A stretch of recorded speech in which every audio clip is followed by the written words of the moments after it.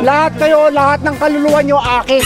Sa pang-araw-araw nating buhay, may mga taong may kakaibang enerhiya. Hindi para magligtas ng mundo, kundi para gumawa ng ingay at gulo. Dito ang bawat eksena ay may sariling lakas at tama. Ito ang mga nakakaaliw na taong may lakas tama.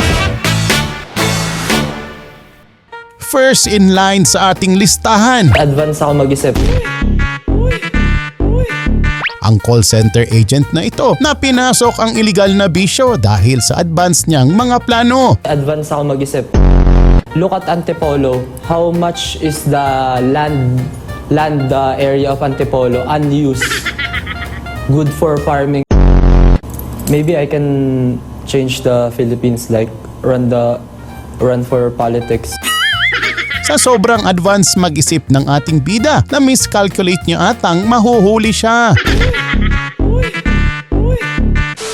At sa susunod nating eksena, Ang papogi.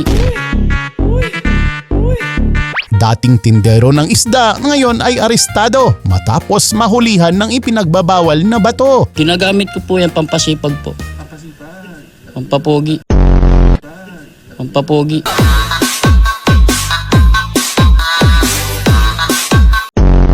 Ginagamit ko talaga yan para pagka nalobat po ako, medyo lumakas po ulit yung katawan ko ho.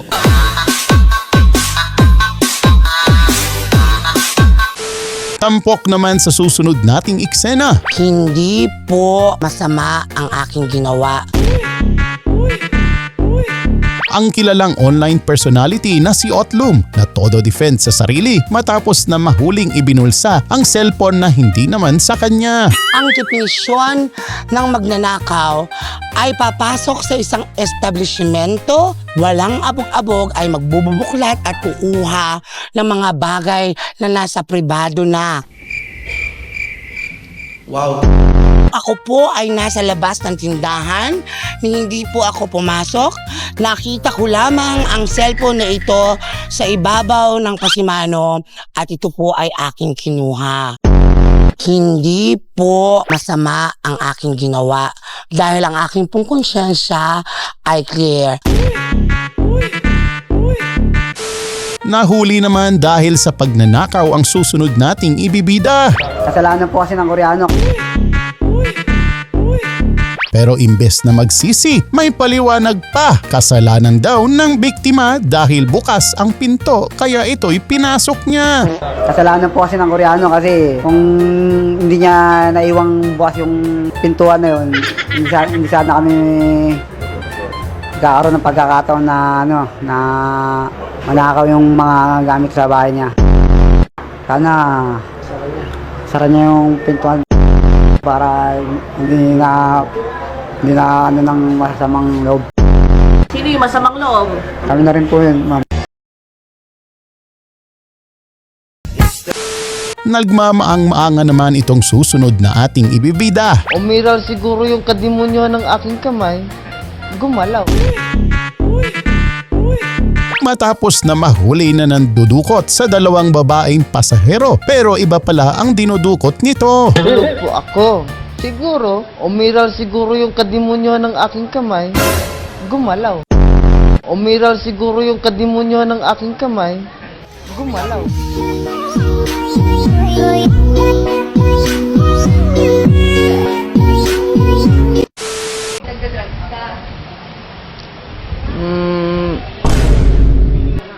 Aamin din naman ako.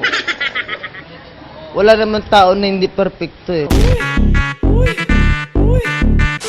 Hindi naman nagpatalo ang susunod nating ibibida. Tinakbo naman niya yung motor ng snatcher.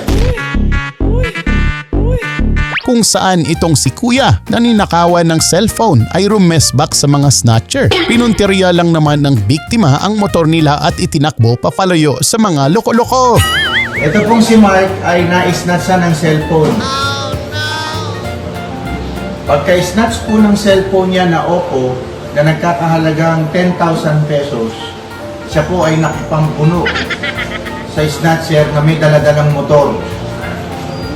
Nung naagaw po ang cellphone niya, tumakbo po yung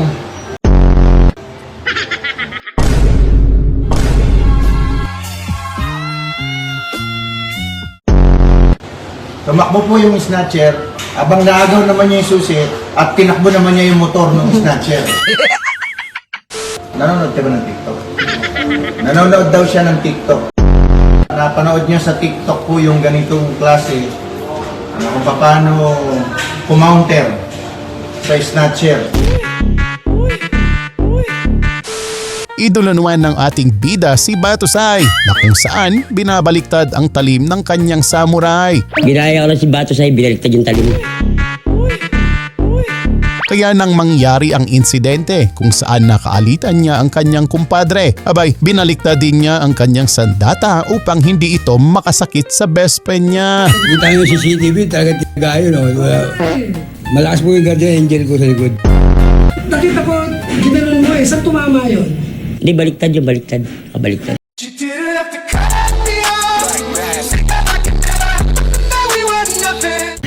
nakabaliktad. Baliktad.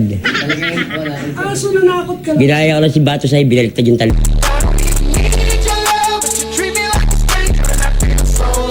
A few moments later. Mistulang sanggang dikit muli ang mag-best friend. Talagang kumpare yun. Kung palakasan lang ng trip, aba wala na atang makakapantay pa sa susunod nating ibibida. Sa lakas ng kanyang trip, hindi makontrol ang kanyang pagkaligalig. Harap! Umayos ka! Ayos mo yung mukha mo! Talaga mukha mo, sir. Batak-batak ka kasi! Ayusin mo!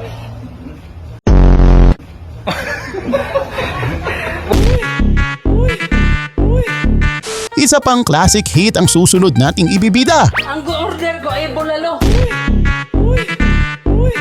Ang paboritong pantanggal hangover sana ni Raymond na bulalo. Naging meet siya sa paginit ng kanyang ulo nang umorder kasi siya sa isang tindahan. Cup noodles ang kanyang dinotnan. Yun nga po yung bulalo yung gusto niya. Hindi ko naman po alam na ang gusto niya pala yung tunay na bulalo. Sabi ko, tinapay po yung pinagbebenta dito.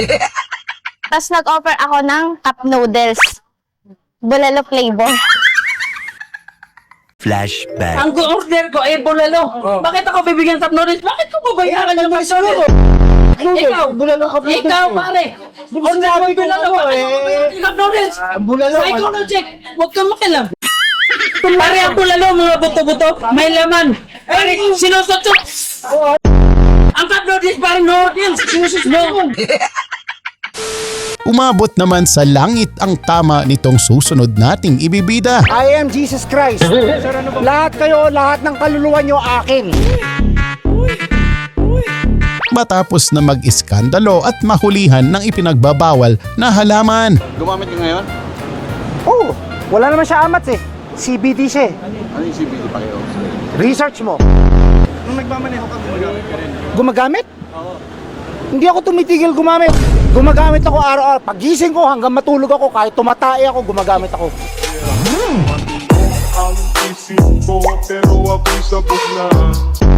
Sinabi mo hindi ka daw pwedeng huliin dahil anong dahilan? Bakit?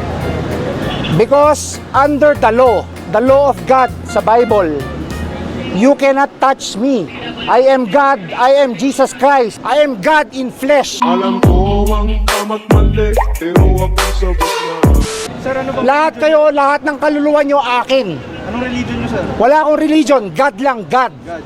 Wala akong religion. Ano yung si Mama Mary? Nanay ko. Ako ay natutuliro, alam mo ba? I am the law.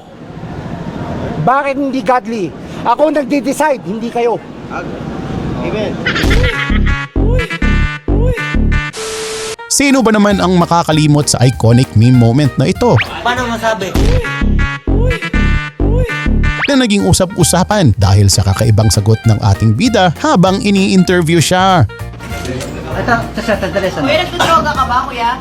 Paano masabi? Tinatanong ko nga, nagdodroga ka ba? Idaragtas niya ako para masigurado niyo.